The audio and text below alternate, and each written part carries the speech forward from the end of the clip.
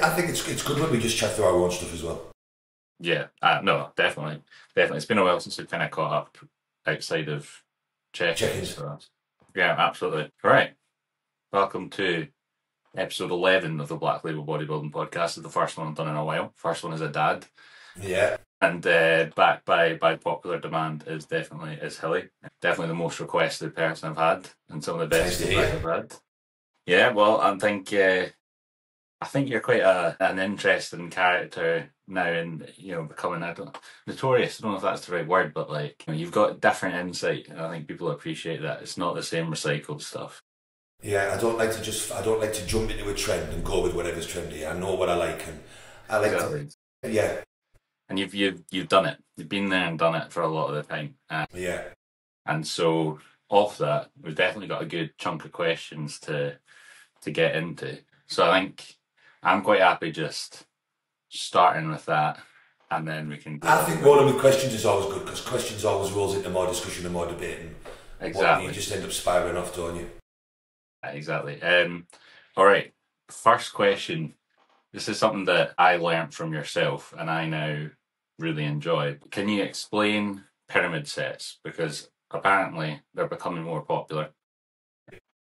I think that's a good question, because that's what I learned from you. And I definitely know that not that many people in the UK were talking about them before you were and your clients were. So I know Dan Bastix, he's now a fan of them and got a few people doing them. So anyway, yeah, what is your take on them? How do you approach them? Why? I find it quite funny in this topic, because in essence, for bodybuilders, they've always trained in a pyramid upset. Like if you watch anybody train 80s, 90s, 2000s, it was sets of 8 or sets of 10, you work up to a failure set. So that's just, and I think the funny thing is, I think people do it without realising they sort of do it, or I do it anyway. I think people just love to specify things. Yeah, so everybody wants to really sort of have something specific, when actually we all know that if we're going to finish on, use a leg press, if my really heavy set's going to be 10 plates aside for my ultimate failure set, we know that we can't go from 1 plate to 10 plates. Yeah. So then it's just, well, how do we get to templates and what are we trying to achieve? So for me, we know that there is multiple different pathways to create hypertrophy and different mechanisms within it. So if I've got a client on a low volume, very strength and progressive overload focus, then I might have them do 4 plates at 10, 6 plates at 6, 8 plates at 2 to feel it, and then you'll go into your work set. Very much a Dante Trudell, Jordan Peters, all out focus. But there isn't many bodybuilders that have ever done that. And people would harp on that Dorian Yates was a very low volume guy. If you watch that fucker train, he was doing hard work and sets of 8 right the way through. And I've even seen him train. There's a video on YouTube you can watch of Dorian Yates put Joe Bollinger through a leg exercise. And if you watch him do that, there's nothing low volume about it actually. But it's just how you're approaching your work set and the philosophy that you're following. So you're always doing these warm-ups. I don't particularly like the lower steps into the progressive overload at any times. For me, yes, it allows you to move more weight, and arguably, well, that's one mechanism is hypertrophy. Did you do more this week than last week? Of course. But for me, if I do working like that, I will have everything as a set of 8. So it would be 2 plates for 8 aside, 4 plates aside for 8, 6 plates. It might be, I might stop at 6 and go to 10, I might do 8 and then go to 10. So that's what I would class as a pyramid upset. And really all that's happening is the 2 plates aside and 4 plates aside are just nothing but warm-ups. The 6 plates aside, you're starting to feel a bit, and you could argue, I don't think you're working there, but you could argue that you were. The 8 plates aside, you're definitely working, but you're not working to failure. And then the 10 plates aside, you're hitting failure. And it just comes into the nuance, reps in reserve. 8 plates aside is probably 4 reps in reserve, which we know still creates a stimulus. And it's the same shit, people just rename it. But what I really like about pyramiding up, and like I said, even if for me personally I am doing progressive overload stuff and my volume's lower, I will still pyramid up like that, and the lowest I personally will go is 6. My joints and tendons don't like going into heavy stuff off the back of very low reps. Jordan's a huge fan of it, Dante was a fan of it per se, and because they were purely focused on lifting as much load as they can in the work sets. But for me, I don't think doing these pyramid upsets takes away from the stimulus that will create hypertrophy. Yes, you might move a little bit less load in the end set, but the 8 plates aside for 8 reps is, as we know, might be 3 reps in reserve or 2 reps in reserve. I hate the fucking term, but it's in this day and age people will get that more. That's still creating a stimulus, and it's also slightly pre-fatiguing the muscle for the next set. Not only that, the joints are much more acclimatized to the load and the weight than they are if you'd only done a set of 2. So it's all about creating tension through the muscle and stimulus, and that's what drives hypertrophy plus progression. So if you constantly do these pyramid sets up, and next week you do the sets of 8, but you get more out of the 10 plates aside, you're still progressing, and progression is the goal. It doesn't have to, it doesn't matter what you're doing, and then you would increase the pyramid upsets as you go through. So it's no difference to anything else. You're just accumulating more work as you work into the muscle. And that's no difference for me to where Patrick Chall have people do so many workup sets and then he'll do these supersets, or he'll do the giant sets, and Milos will do 2 heavy exercises where it'll be straight sets. And if you watch Milos do it, he's still pyramiding up to these heavy sets. Then his work will be giant sets. And there'll be so many work sets within a giant set, and there might be 3 of them. That's just, you're just continuously creating an amount of load within the session. And how you do that is personal preference or what your body allows. And for me, there's a big thing on what your own individual muscle group allows. So my legs are pretty strong. I've been doing this a long time. My knees, I've got to focus on keeping them healthy. If I'm on a leg extension, I can stack most of them. But if I did a warm-up set of 10, 6 and 2, that stack my knees are screaming. If I go 12, 10, 8, 8 into my work, my knees feel great. So not only is it good, in my opinion, for creating muscle growth, creating stimulus, or pumping the muscle, because if there's more blood volume in there from the more work sets, your connection will be better. But my knees and my tendons and most people's joints, like you yourself, when we started doing more volume and more working up, the joints, the tendons feel good. But there's a huge bit that people miss, and that is the more volume that you are putting in during these work sets or pyramid upsets, the better the pump and the better the connection. And then if you want to go down that cell swell and nutrient uptake and all of that scientific waffle, then the more blood in the muscle with your inter-workout and whatever insulin you're taking or GH you're taking or anything else, the more nutrients is in there to fuel the recovery and the growth afterwards as well. Yeah, 100%. I think I see it because I it's funny because we changed away from it, and I ended up just asking to go back to it because my joints were hurting, as part of it, and then I honestly was just enjoying it. Right, I made a lot of progress really quickly, and it clicked really well with me.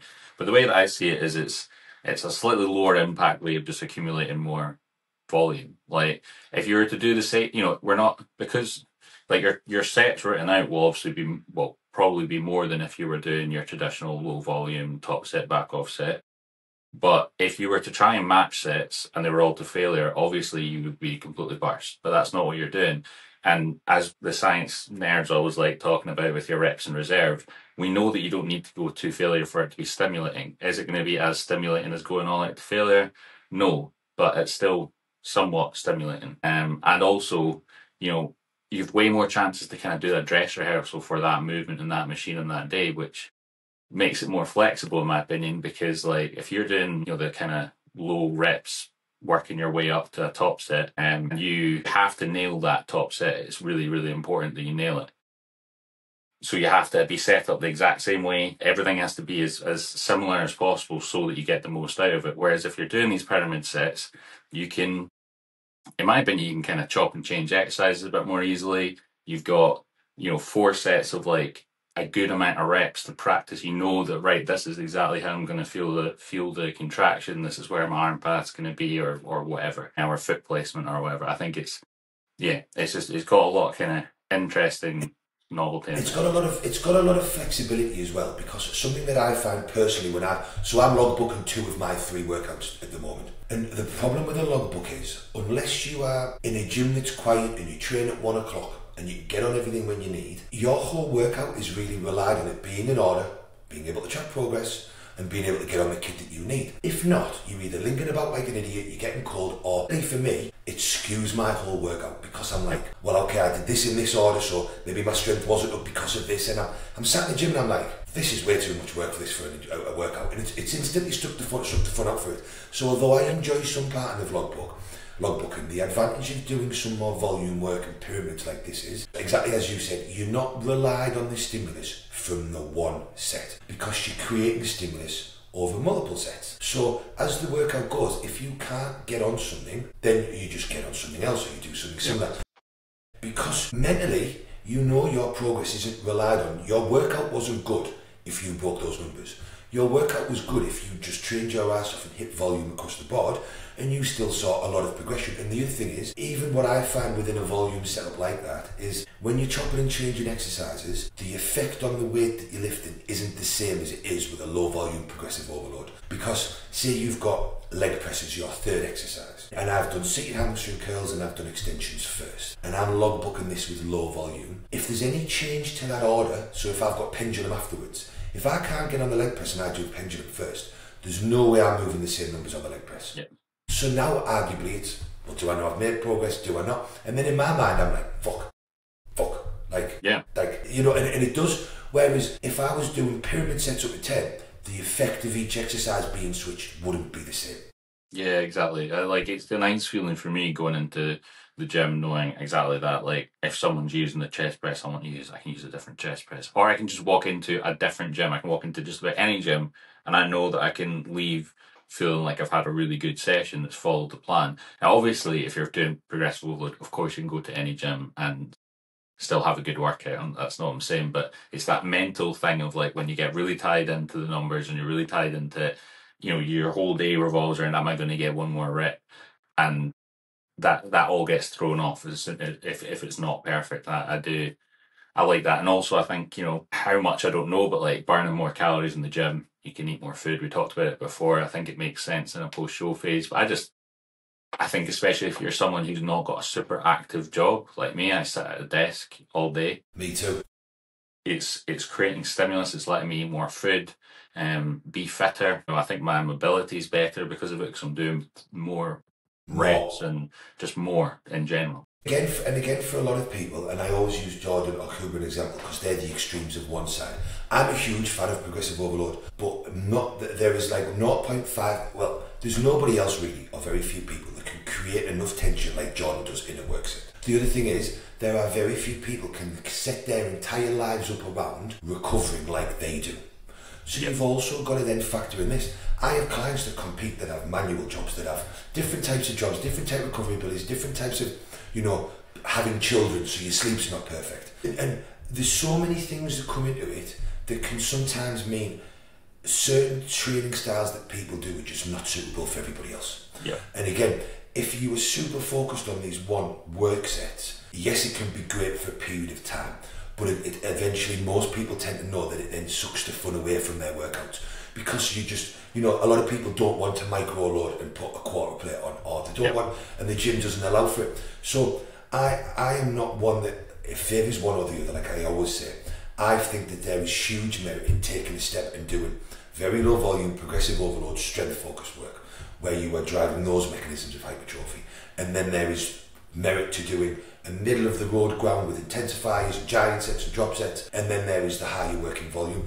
It all works. For me, it's, and I continuously say this, it's for one, running through them all, because why would you just want to do one thing when you get the benefit from them all? And then for two, which you were a prime example of, it's actually finding out what someone just fucking enjoys more. Because once you find out what they enjoy more, everything's better because they're enjoying the gym more. And they might get to a point where you stop enjoying it and then you change. So many people feel that they should be hammering home the same thing over and over again, and then they're not happy with what they're doing, and it continues to blow my mind. Yeah, exactly. And there's loads of nuance to it, but like also I think, you know, potential benefit, and if you've been a low volume person for a long time, throwing in a bunch of volume, that's a new stimulus for growth. And just maybe I mean, this is very bro science, but like people I think can just react differently to different styles of training. Like, some people, for whatever reason, their biological setup is set up in a way that they might just need more volume to. Exactly that. And I think another thing that people get confused about is it isn't about doing the least work, because you see some very strong, very advanced bodybuilder doing 2 work sets and only doing 6 work sets for his legs or 8 for his back, right? That doesn't mean that you need to only do 6 or 8. Like I'm watching some people try and design full body workouts or upper loads at the moment. Yeah. And I'm looking over the week, they're doing 4 sets for back and they're saying they can't recover from it. And I'm like, listen, that is the most insane thought pattern in the world.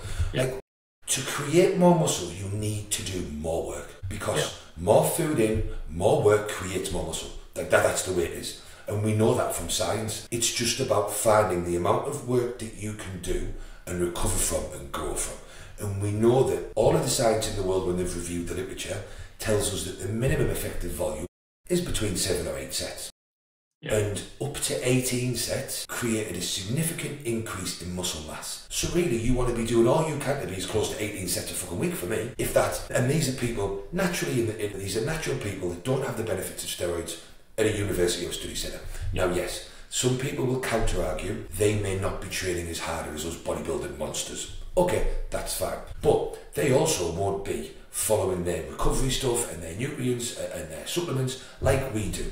But we can be pretty sure that some of them were. So if we know that 18 sets created a significant more amount of muscle growth or protein synthesis and all of the markers that 8 did, we know that you want to be starting at 8 and working up to 18. We also then, it showed that going up to, I think, 26 still created more muscle growth on the markers of it than 18, but it wasn't a significant amount. So then what that really tells us is some people may get away with a bit more. And again, you don't want to stop at less. If you can do 18 sets and improve them over time and get stronger and get bigger, you will grow more muscle and only do 8.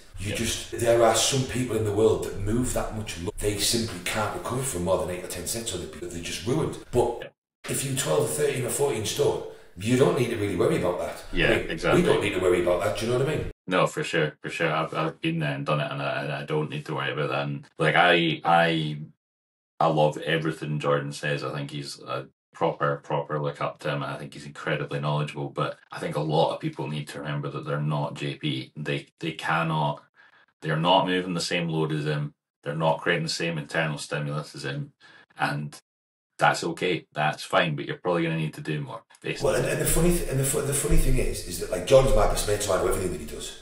And he's all like, at the moment, I'm trying to make a big effort to say to people, you need to stop over focusing on stuff and try different things and stop. And Jordan's saying the exact same thing. And if you spend any time on Jordan's forum, he's like, is that enough volume? I don't know. You tell me if you can recover from it. Try more. Yep. He's saying the same stuff. And it's like, Fire always says on his podcast, for whatever reason, people seem to want to ignore what these very high up people say and just copy what they do.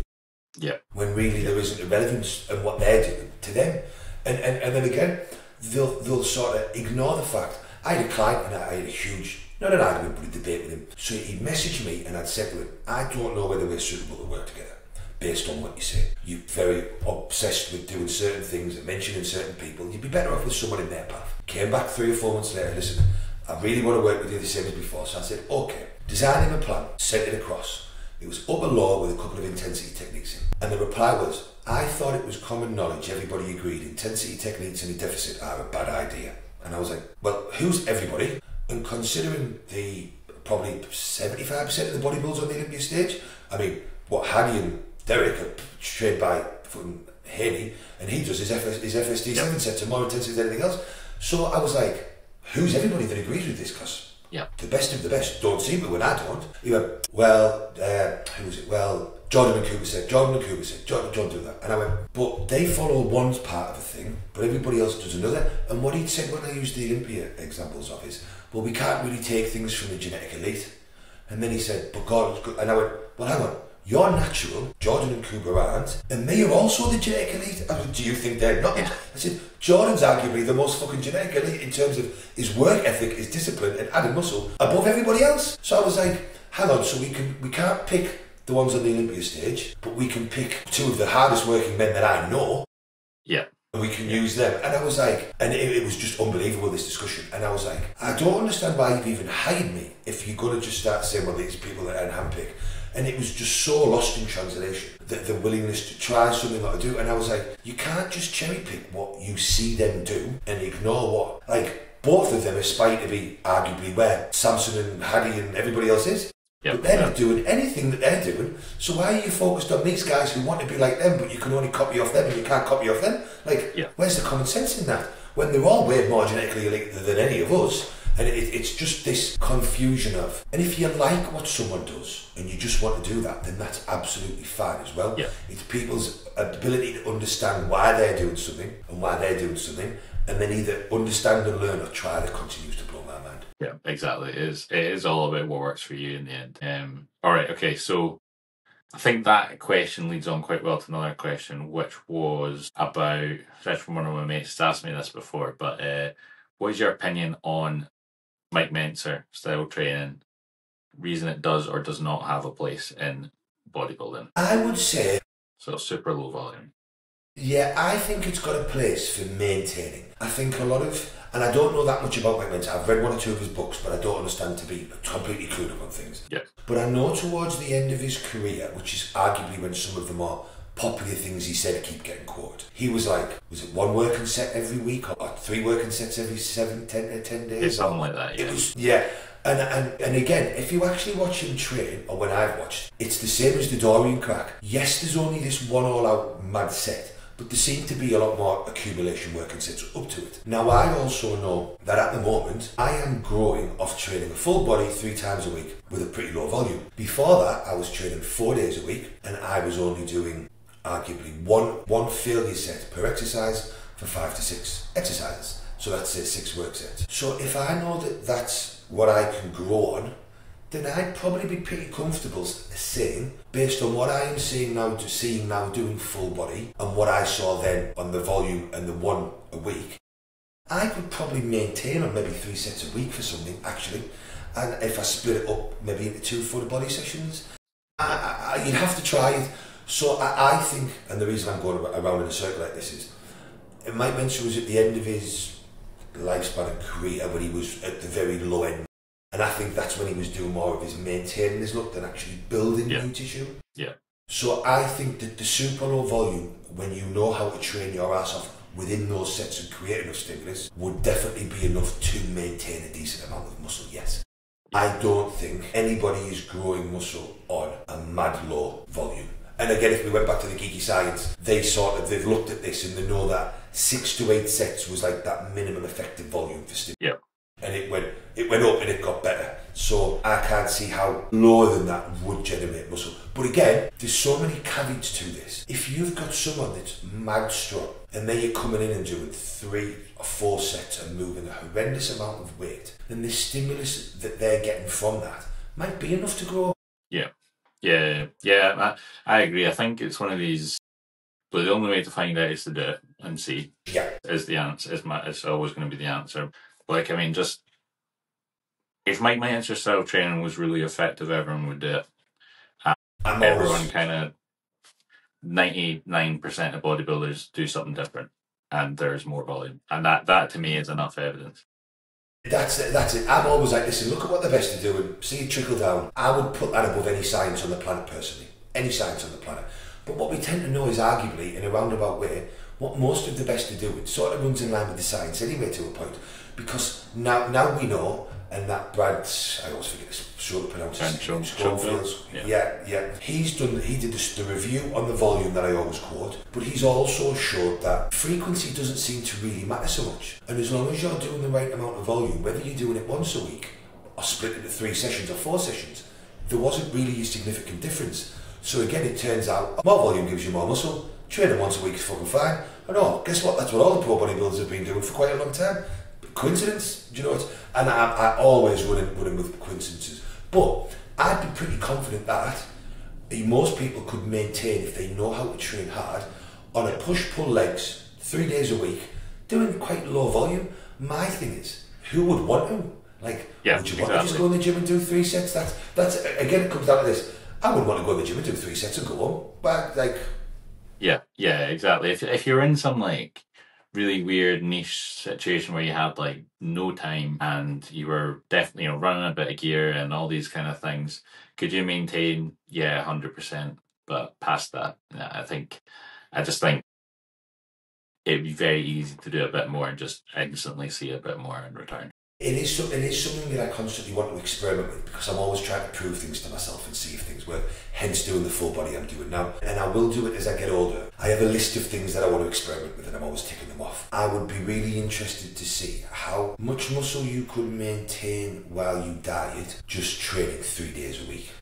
Yep. Because because I'm always sort of looking at my clientele. And I have a really diverse sort of clientele. I have competitors, people like yourself, up from beginners to IFB pros. I have businessmen that work all over the world. I have health clients. I like to keep this variety of clients that I work with. And for some people, they are time restricted. For some people, they only have 3 days of the week. But there is no doubt for all people, everybody now wants to maintain a better looking, healthier leaner physique. So for me, something that I really want to experiment with at some point is, right, well, what's the minimum you can get away with? Because some people, like I have clients in the army in America, in Australia, in Canada, they sometimes if they're on when they're away, I forgot what to call, in different places of the world, they can only train so many times, and I would really like to experiment with, well, what's the minimum we can get away with and maintain? The problem is, it's just until I'm done utilising my time to keep experimenting with other shit that's more relevant. I haven't got around with it. It's an interesting question. I think to me it says a lot that we know you're someone who's tried a lot of things, likes to experiment with stuff. This is you saying at some point in the future, when I'm done kind of basically doing other things I think will make more progress, I'm going to try and see what the minimum I can get away with is. Whereas I think people now, and this isn't a critique of my mate who asked the question, but like I would just get out of the mind of what's the minimum that you can do. Like that doesn't need to be the question. The question, is just what can you do? Would you enjoy doing? What are you seeing progress from? Rather than what's the bare minimum? And right now in bodybuilding, and it's not just bodybuilding, but like just in general, it's a very kind of what's the minimum that I can do approach, and that's like minimum input leads to minimum output. Minimum output. And I like what you said earlier, and again with the common sense and the logic, it doesn't matter whether we're looking at your physique or building a house or anything else. The more work you do, the more you get out. If we then look at the body, the more work that we do, the more the body is needing of nutrients and energy and other requirements, the more that we can put in it. If you can put more in and do more work, you will in essence get more out.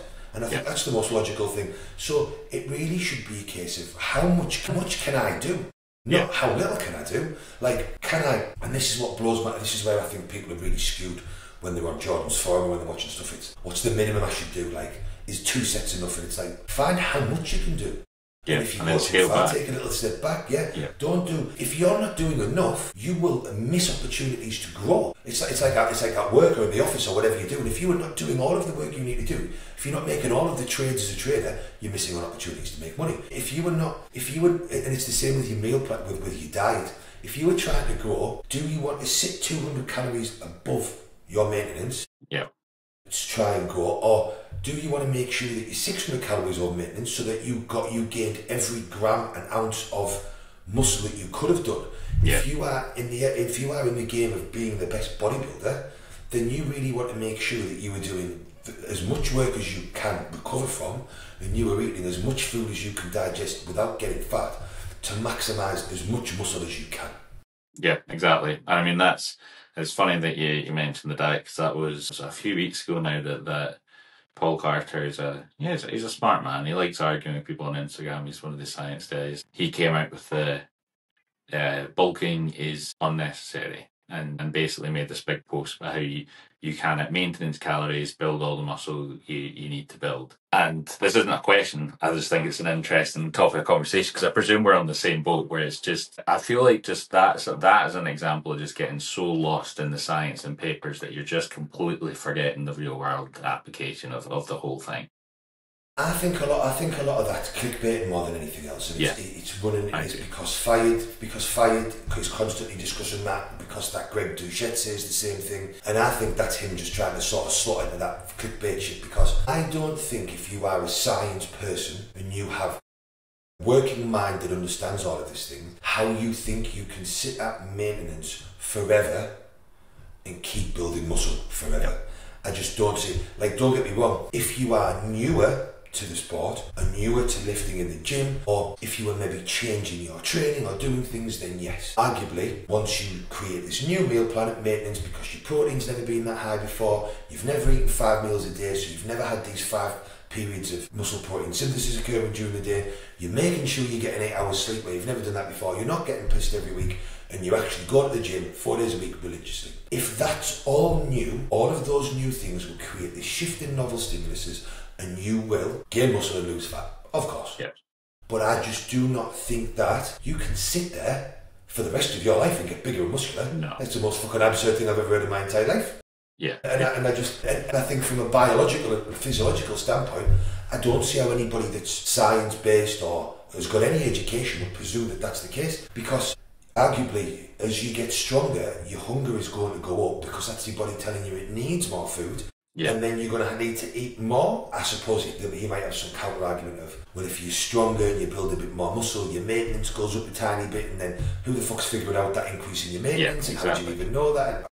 Yeah, no, I agree. I agree that yeah, it's just funny. It's just funny. I guess that's just on what's new in theoretical bodybuilding world. Every so often I get lost down some Instagram holes watching some of these guys, and they're really dramatic. They love like beefing with each other, and they're always attacking each other about who's like nerding out the most, basically. And I'm really good anymore. I try and be really good. I don't follow any of them. I don't watch any of it apart from the Fired podcast. I try and not, because it just fucking, you can just end up down holes, and then I almost start getting annoyed at myself, and I'm like, exactly. I had to unfollow a bunch of them for that reason. But every so often I'll go and have a wee look and just kind of keep myself entertained. But I've got to pull myself out of it, because it just quickly becomes like, I've got more muscle than all of you, and I don't know about half of this stuff or care at all.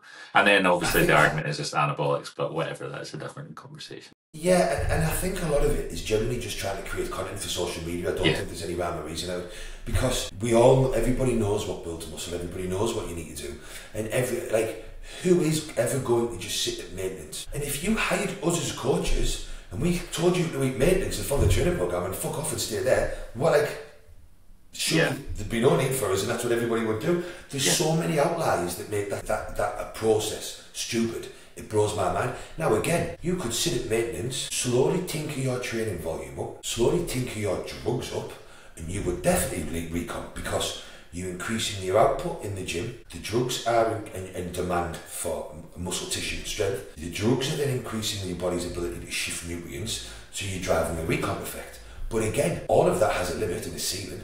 You're going to run to a point where your body just reaches homeostasis and says, well, I'm back to normal, thanks. What's the next change? And if there isn't a next change, your body doesn't want to change. And that's where I think it flaws all of that. Your body doesn't want to carry extra muscle, because muscle has a cost. It doesn't mind carrying a bit of extra fat, because that's a protective source. It's extra energy in case you run out of food. So I don't see, if you just eat the same food all of the time, why your body would then have any need or want to grow any extra muscle. Because why does it want an additional cost? If anything, it would add muscle. If you didn't feed it right, it would lose, or it would be too lean, and it would class itself as unhealthy because of the lack of fat and reserve energies. So exactly. I think muscle, it's about forcing your body to keep it on and forcing it on there. Like, you get to a certain point, your body's got no interest in carrying that much. Your body's a very efficient, optimal, geeky creature.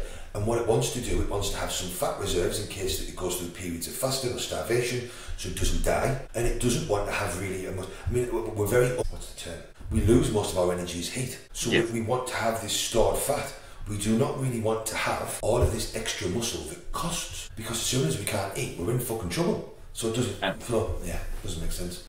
All right. Okay, so that was quite a good transition. I've got a couple of drug questions, which is always good. Always good. Exactly. So this is actually from the same person as before. He was asking how to, or this is more a question for me. How closely do you need to manage E2 when you're using HCG? And I can hold my hands up and say I don't have much knowledge on this because I've never had to run HCG. So I'm happy for those genetics, but I know you've got a bit more experience with fertility protocols and HCG. There isn't much you can do in terms of keeping it down, because that's what HCG does, it's how it works. So depending on why you were doing the HCG and what you were trying to achieve, if you're taking higher doses for fertility, then I would potentially have some Nolvadex in play, because Nolvadex stops the estrogen binding to the receptor, which is why we take it anyway. If you are doing it during a cycle simply to maintain testicular size, then I would just try and use as least as possible, probably inject it more often. So if it was me, and not that I would do that, but if I was, I'd be maybe doing 150 IU Monday, Wednesday, Friday, instead of where I see people doing 250 to 300 twice a week. I'd maybe just do 100 IU Monday, Wednesday, Friday and see if that was enough, because we know with any drug, the bigger bolus dose you take at one time, the bigger offset you're going to get of those hormones. Yeah, bigger reaction. Yeah. Okay. Yeah, I know specifically that was for higher doses. So really, it's if it split the dose into as many as you want. I mean, there's no reason why you couldn't do it, jab it 7 days a week if you really want to try it. No, it depends what he's trying to take the HCG for, but when you're trying to really stimulate LH and FSH levels, you do want a bigger bolus dose. Right, okay. Unfortunately, the side effect of that is the high estrogen. When you look at any medical studies, particularly ones where they're looking at fertility, they are dosing a bigger dose Monday, Wednesday, Friday, and I'm presuming that that's the reasoning for that. Yep. So for me, if you're getting estrogen sides from it, Novadex would be my main go-to, because it's not affecting the HPT axis at all, but we know it can prevent the binding of the estrogen. Okay. No, that was a good answer. So next question is how to gauge when to up your doses or experiment with different anabolics to progress further. So I'm going to give... Good question. Yeah, I'm going to give some context to this, because this is actually a client who I won't name, but he's actually just finishing up the second week of his first cycle. So I can imagine that he's kind of in his mind just thinking, when do you decide to increase, what do you add in, that kind of thing. We've had a couple of conversations anyway, but I think you can give it in there's two different parts to that. There's the answer for the inexperienced user. So his first cycle is 300 test only, which I think is like a bare minimum. I'm a non-believer in starting on under that. Otherwise, what's the fucking point? What's the fucking point? Yeah. Genuinely, just do something else. But but that is the minimum, and I do plan to go up from there. So I'll give my opinion, so that I'm not just getting a consult off you basically on how to run a client cycle. But my opinion is we stay on 300 for minimum probably 10 weeks. See how he's feeling, see how the progress is going, see where his food's at, see where his body composition's at, and then I would want him to have a conversation with me and be like, right, I have read about nandrolone, or I've read about mastron, or whatever. Probably those are the two compounds I would probably look at adding next. And have a conversation. I think it should be the person. Well, you hire me as a coach to make decisions for you, yes, and help those decisions. But I think when it comes to anabolics, part of the fun of it is kind of wanting, especially at the start, is learning what they do, and they're going to be different for absolutely everyone. So you can have that conversation. Now, if you said to me you wanted to add in Tren or DHB or something, I'd probably say no, because I think that there's a time and a place and we're not there yet. And then because he's at the start of his cycle, he can keep going for, I cruised on more than that, so he could keep it going for another 10 weeks. And then you could probably run bloods and decide if you wanted, you could probably run it for another 10 weeks, depending on what the doses have done for that, and then come down to a TRT kind of thing. But I think personally, at the start, gauging on when to up your doses is, you've given the esters long enough that they're at peak doses for a while, they're at saturation. You see what side effects you've got, if any. Are you needing to manage those side effects? Are you seeing good rate of gain? Would you like to see maybe more of a rate of gain? And take it from there. It's different when it's a more experienced user, because then it's more like use case, are you trying to get leaner? Are you trying to just build as much muscle as possible? What is your previous experience with anabolics, blah, blah, blah. But yeah, when it's new, it's very much just, what are you interested in achieving, and what do you want to play around with? But yeah, I'll let you do your answer. I am in full agreement with that. I think that there's two ways, there's two areas to come from the question, isn't there? There's if you're new, and then there's if you're experienced. So because it's from a client that's new, we'll sort of stick with that pattern. For me, I like everybody to go in, if they've never used drug before, at about 300 mg of test. I then like to get their bloods done between week 5 and week 6. That's normally a time for the test to go up, the estrogen to go up, prolactin to go up, come down, and all level off. So 6 weeks we can get a clear snapshot of how you look on 300 mg. Then we can also assess, how's your sex drive? How's your skin? How do you feel? How's your performance in the gym feel? Have you had this, fuck me, I'm on steroids and I feel mint and I've seen loads of progress? Or have things been a bit flat? Are you getting any acne issues? Has your sex drive gone up, gone down? For me, everything I do with whether it's a client that's experienced or new is trying to bank as much information as I can so that we know how to progress properly later on. So if you're on 300 mg of test, you get the 6 weeks, you've got no issue, you get your bloods done. The testosterone is at a good dose in relation to what you're taking, because that's another important factor for me. The amount of times I've seen people taking 250 or 300 mg of test, either their response isn't great or their gears underdosed, and they're barely out the natural range, and then arguably you've wasted the first fucking... If you've waited until 10 weeks, you've wasted the 10 weeks. So for me, it's another reason why I like it sort of 5 to 6. Then we can sort of see, right, well, performance has gone up. How good has progress been, as you know, because everybody responds differently to drugs. Once we sort of got to there and we can see where his hormones are laying on just through the negative test, my then question sort of, well, I would then judge personally for me, if everything's great and he's flying, there's no need to change a thing. So I wouldn't recommend a change. If he's reporting libido issues, acne issues, erection issues, if he doesn't feel great, then I may change things based on, is his estrogen high? Yes, it is. So I'll start bringing in a low dose of Primo or something to manage that. So the only reason I would change at week 6 would be if there was an issue. If everything was good, then I would let it ride till week 10. At week 10, and no matter how good everything was, I would suggest a change. I'd be like, do you know what it is? This is great. I do think we can make this better. We do know in general, based on all of the science that's been shown in the past, you can take about 500 mg of total testosterone or a mixture of drugs and be completely fine. So you are a great client, you're ticking every box on the planet, you're healthy, you're taking your supplements. We're here to make as much progress as we can. Not a minimal amount of progress. You're already sticking the needle in your ass. You're already going to get the odd health side effect from that to some extent. So I want to get the most. So I may suggest, depending on what his blood said, either Primo or Masteron, simply because I know that there are no chances of getting any side effects from them, but they will definitely bring something to the cycle. And then I would probably run that for, like you said, another 6, 8, 10 weeks, depending on where we were in bulk and cut and everything else. Yeah. That's how my mind plays out with the first cycle. However, I am also not against a client being like, do you know what it is? Hilly, I want to try Nandrolone, or I want to try this. And I've had clients literally hire me, and one or two of them have been you, where, Hilly, I know that you do drugs for this person and that person. I'm not here to mess about. I want to make as much progress as possible. I know it's my first cycle, but within the remit of being healthy, I'm hiring you. And then that isn't my job to dictate to them and go, no. You're only taking 300 mg test. It's their fucking body and it's their money, so it's up to me to guide them. Or do you know what it is? Then that's fine. Here's what we'll do. This is what I class as pushing the envelope while still letting me learn what's going on. Because what I wouldn't want to do is start throwing in loads of different drugs, it becoming a shit show side effects, and me going, oh, well, that wasn't a very good fucking waste of time, was it? Do you know, like, we've learned nothing from it. But I think quite a bit that's lost in coaching is you have all of these.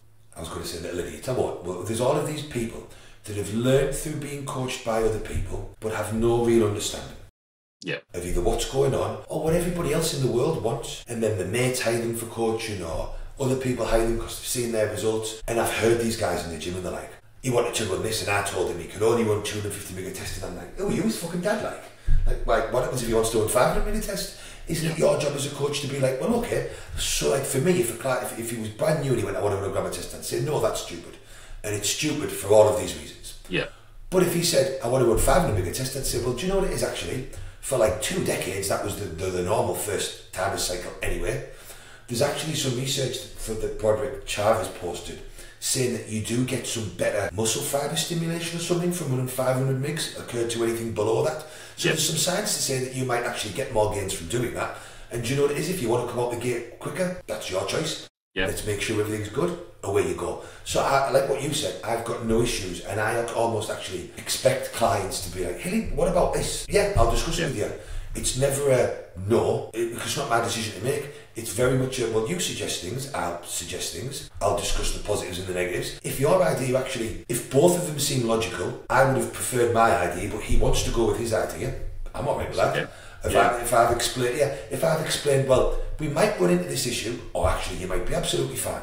Do you know what it is? Let's go with it. If it's an issue, we'll mark it off. We don't do it again, move to the next one. Like, it isn't, and again, I think this is the same with the training and everything else. People may look at a coach who works with an IFBB client or someone trying to be an IFBB client, and they'll see how everything that they do is mapped out, and they think that they should be doing the same thing, and that's not really the case. You know, when you're right at the very start, and don't get me wrong, there is remit argument for just take the 300 mg test for 20 weeks, then cruise for 6 or 8, then just do 300 mg test again, and just keep repeating that shit, and that will work, and you will get results. But it just sounds plain old boring to me. Yeah, I completely agree. And then, it's interesting to still look back what you said about the 500 test. I mean, when I started, it was on 500 tests twice a week. Yeah, everybody was. Everybody, That's what every single person did. That's what all the forums said today. And I did great. My first cycle was fantastic. And I agree. I've also heard the same thing about kind of 500 meg maybe being some kind. I don't know if it's maybe some kind of saturation point or whatever. But I know I know in my own body, from my experience, the difference in kind of being there or thereabouts, or doing like a 3 or maybe 400 test plus a load of other stuff. I personally I don't feel as good. I don't make the same progress, but partly probably because I don't feel as good. I just, that's my experience adding into it on top of that. So for me, it's always with my clients about trying to get them around about the 500 tests. And then if they're, the couple that I've worked with that have been a bit more experienced, I've suggested they could go higher, or it's normally around there and then you're adding extra compounds on top of it. But this is like another kind of, if you do minimum effective input, you're going to get minimum effective outputs. Yes, it's not always more is more, but especially when you're at the start, more is more. That is how it works. There's a couple of great quotes I've seen people make where, do you want to spend 10 years to lower your dose use to get where you want to be? Or do you want to spend 3 years of high dose use, or 4 years to get where you want to be, and then 6 years of barely taking anything to maintain it? Because we all know we can maintain on way less than we need. Oh, yeah. And I suppose one isn't right and one isn't wrong. But for me, I'd much rather be looking at it from most. But it's just so much. Some people, and this isn't even lifestyle clients, some people are into competing are like, listen, I'm in no rush, I enjoy doing this shit. Yeah, there's nothing wrong with I would like to use the lowest Hilly that you think's effective. Perfect. And I have some clients that will not come off cycle. And they're like, Hilly, shut the fuck up. I changed my drugs, but I'm not coming off cycle. Yeah. And the actual funny thing is that yes, now everybody does things perfect. But most of the really, really huge people I know never really came off cycle, and all they did is rotate their drugs for years and years and years. I think it's worth adding to that nowadays, yes, people are more open about their cycles. You can see on things like JP sites, etc., what people are taking. But I would add to that massive caveat of majority of people who are sharing in public what they're taking they're sharing it. I'm not saying they're lying about it. I'm not saying they are at all, but I'm saying they're normally not sharing what they took to get to the size they took. Or maybe they have fantastic genetics. But the majority of the time it's because they know that it's a dose that people will look at and go, oh, that's not that much. Like the people who are banging in a lot are not talking about banging in a lot. Because you just get a lot of people turn around and talk drugs. Exactly. And not just that, there are a lot of coaches that bullshit about what they have their clients do. Yeah. And it continues to blow my mind why they do so, because clients change coaches. So it's all well and good me saying, I don't use AIs with my clients, which everybody knows is bullshit, because I use loads of AIs with clients when needed. Yeah. So, but then say I'm spouting on videos, or I do safe cycle fucking approach, we don't use AIs, and then I've got you running fucking every AI on the planet. When you change coach, you're going to tell that coach what you were taking. Yeah, so then other people fucking know what you were taking. So it's the most stupidest things. I can literally go on Instagram and watch videos of coaches spout certain things, and I'm like, one of your clients signed up last month and told me exactly what you had them doing. It's fucking not that. Yeah. Why lie? Yeah. It's just, it's that irritates me, because everybody is doing their own thing. Yeah. Their own thing is only a version of the same thing everybody's been doing for fucking countless times. Yeah.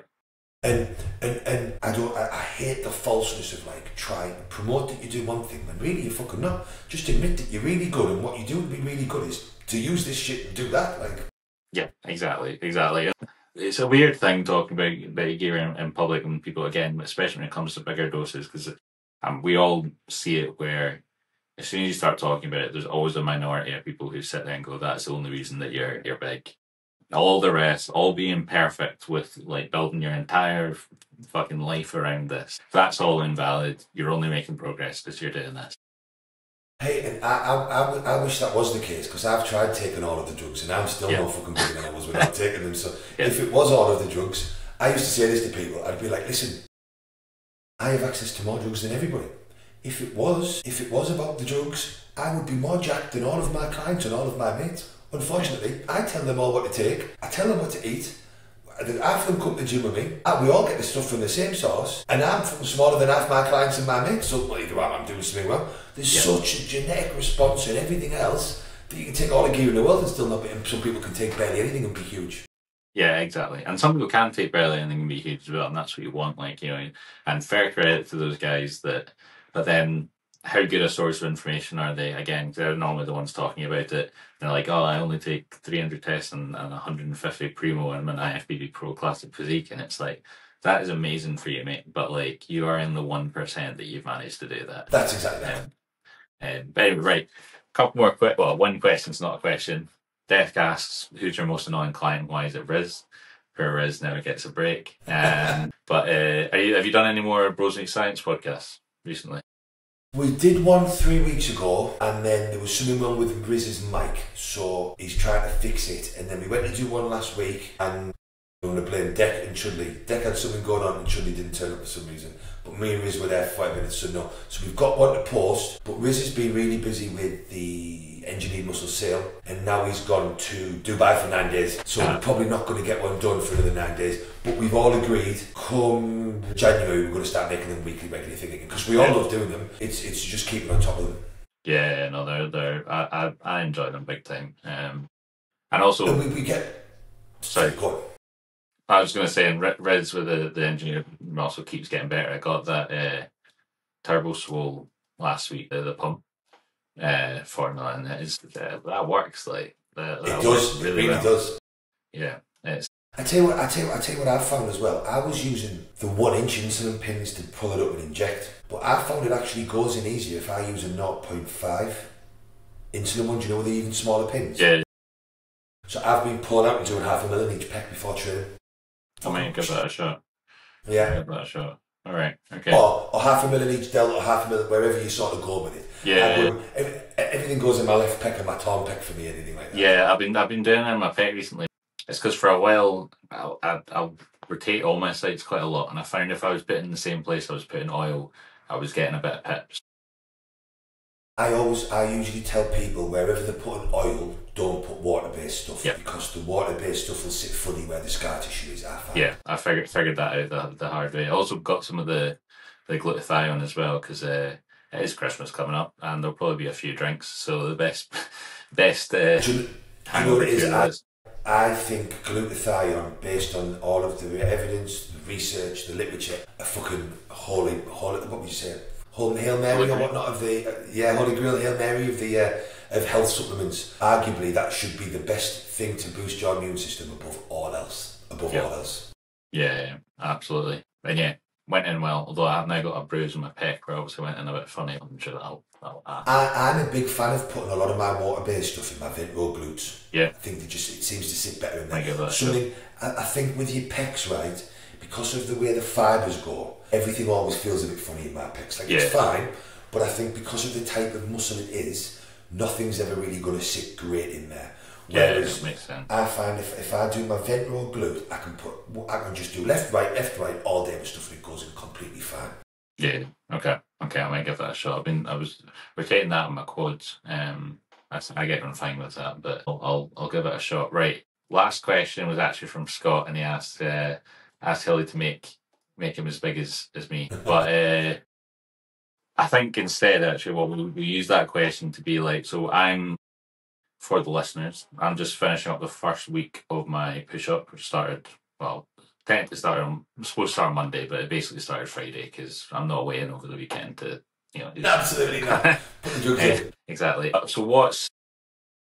So my goal for this push up is build as much muscle as I feasibly can, be as productive as possible, not in any kind of like incredibly stupid way, but that is the main goal. I want to maybe compete in 26, if not I'll be 27, but I want to compete when I'm of a size that I think is worth competing at again.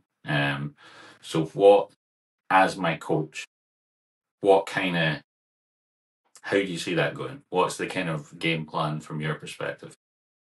Based on how you responded post-show last year and how much tissue we've maintained through the last 8 weeks of cutting, 6 weeks of cutting, I think that we will be good to compete in 26 personally. I think that we've now found a training approach that suits you mentally and physically. Yep. Like you said earlier, you asked to change back to it because you enjoyed it. The amount you grew post show was insane while your body come. So I think that we've learned where your mind and where your body fits well there. And then it's just a case of us 4 days, 5 days, switching exercises around. When do we need slight pullbacks? Not deloads, but I think that you may always need a period of maybe where you've reduced the volume, or you might need a mental break. But for me, we've acquired that information of so far what brings about the most tissue for you. So I think that based on what we saw post-show, having that information for the full duration of this year is only going to bring about more and more tissue. Yep. Same with our drug setup, we know what feels good, we know what feels the same. I mean, even during this cutting period, where you've had little man and you've had lots to deal with, the amount of tissue we've maintained is just insane. And your food never dropped to a silly low level. Like, no. You just acclimatised and dieted and dropped fat quite fucking easily, I would say. Like, considering everything else that was going on, it wasn't a difficult task to do. No, not at all. Not at all. Easiest diet I've done. Obviously, like, I'm not like peeled or anything, but like, we shifted a lot of body weight without trying at all. And especially with all the stress accumulation that was going on, everything not being, bang on like people say it needs to be. And I just think what that tells us is we have your body running in the best place it can be. If you can be going through that stress and say to your body, right, we're dieting, and it just drops fat off. Yep. No real water fluctuations, no stubborn parts, and then right, we're back to growing, and instantly that picture tag at the end of the day, you're instantly like fucking 3D again. And I just think that because we've learned, and it's what I'm such a fan of doing with clients, is working with them. What works well, what doesn't, why does it, where's your environment at? We're in such a good place now. I think that will just exponentiate everything as we go. And it'll just be a case of how far can we push till we go soft? How fast can we cut back off? And then how could we, and like I say, if we can repeat what we did post-show twice this year, you'll be enormous back this time next year. Yeah, that's very much the plan. Absolutely enormous. Yeah, that's 100% the plan. If you think if we can do December, January, February, March, 8-week cut if we need to, or if you decide that you're going on holiday or whatever you do, do you know what I mean? Yeah. At some point we will need to cut fat off, just the way it is. Yeah. We want to continue growing phases for as long as we can, and then we want pullbacks to be as short as we can. I was explaining to someone the other day, I am very big on spending as much time moving forward and as little time moving backwards as we need to. Yeah. So our goal at the moment is all out muscle growth. So for the next 12 months, we want to spend as many days as possible in a surplus and as few days as possible in a deficit. So that's our focus. And again, I just think from where we were to where we dipped down to where we are now, do it right, which we will, we'll be able to have a prolonged growth phase, nice short, sharp tidy up, and another growth phase. And I just think the results will be astronomical. Yeah, I completely agree. So far, I'm not hating life on NPP, so that's good. But we'll see what the next couple of weeks does. That's it, and we still have so many tools to use, so many things to play with to continue to push this growth up. And like you say, things are settled at home, there's no real stress, things get better there. I found with Aralina, when you have a child at home, you're at home more, life's more chill, like, although there's all the sides that come with having a little one, there isn't any social stuff going on, everything just seems to work better for me actually, because I think for a lot of them, this sounds silly, but for a lot of people that aren't into having a routine like us, having a baby can be a bit of a nightmare, because it's like, oh, we've got to pack all this shit to take with the baby. We've got to feed the baby at certain times. Yeah. And for Charlotte, it was a bit like, well, whereas for me, I was like, okay, so she needs a feed at 1 o'clock in the morning, she needs a feed at 4 o'clock in the morning. You do the 1 o'clock, I'll get up at 4 o'clock, give her a feed, I'll start work. Like, let's just plan this out like I plan every one of my days. Yeah. There wasn't the stress. So I think that all of that will go towards making what we're doing better and more effective, because it'll be like, well, what we're doing something with little man, so we're just going to pot it here, and we've all got our food and we've got our meals, and I think that happy environment breeds a better everything else for me personally. I completely agree. I think it's felt, just because I'm being such a routine person, it just feels nice and easy, and it does. If anything, it feels easier, because now, like, I don't feel the need on a weekend to be doing anything else other than also following the routine.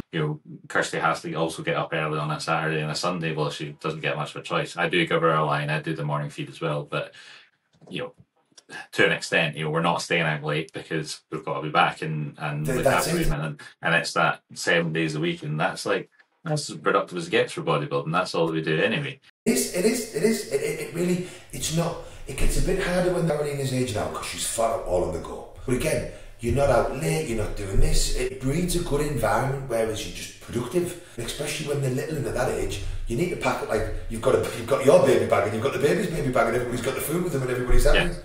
Yeah, exactly. I think the only thing I've changed is now I make all my meals at the same time at the start of the day rather than as I go. But again, that's only just because, like, if he's screaming or something like that, I don't have time to go and like put my mints on or whatever. But like, with the exception of that, that's actually just made me even more organised because now I'm not got an excuse for it. Like, I was just going to say, I should do that, and I used to do that. I used to, even if I was sat in the house all day, I used to make my meals and tub them up. And now I don't, and it always causes me problems at some point one day of the week. Because something will come up. Whereas really, if I just got up, sorted all my meals out, I would have been more organised. Yeah. Right. Yeah. No, that's quite funny. The only thing I don't do is my rice. Just keep that in the rice cooker, which makes life easy. Yeah, I'm a huge rice cooker fan. Without a shadow of a doubt. All right. That's everything for me. I need to actually get logged back into work because this is my lunch break, so hopefully no one's watching this. You've done well getting that on your lunch break, mate. Yeah, no, it's all right. But yeah, I'm gonna go and train some shoulders after work. It should be pretty good. But thank you very much for coming on. I enjoyed that. That was good. My pleasure, mate, and hopefully we'll do it again sometime soon. Absolutely, mate. You're welcome on anytime. I'll definitely be reaching out to you again for sure. Was there anything that you want to plug? Trained by JP, engineered muscle, buy everything from both of them, and that's about it. Yep, that's fine with me. Code Hilly 10 will save you across both sites. Yep, that's good. I won't even plug that I'm now trained by JP affiliate as well. I saw that, yeah. Is that working out? Is that right? Yeah, I was fucking amazed, man. Like I always got okay use. Some months were up and down when I was with Chemical Warfare, but man, the amount that got used in the last 2 months on Trained by JP, I was like, it's because people want to use the products. Basically, I was pretty surprised. Basically, I was like, right, okay, well, that's a bonus. Happy days. Yeah, no, it's worked out very nicely. I'm very happy. The thing is that like I was having to use all the JP health supplements anyway, because you just can't compare for the price, like for the health stuff. You can't. You really can't. You can't. No, exactly. Right. On that note, go and buy. Let you get back to work, and I'll get back to work. Right. Catch you later, mate. I'll talk to you tomorrow. See you later. Yes, I'll speak to you tomorrow. Check in. See you later, bud. Right. See you then. Cheers.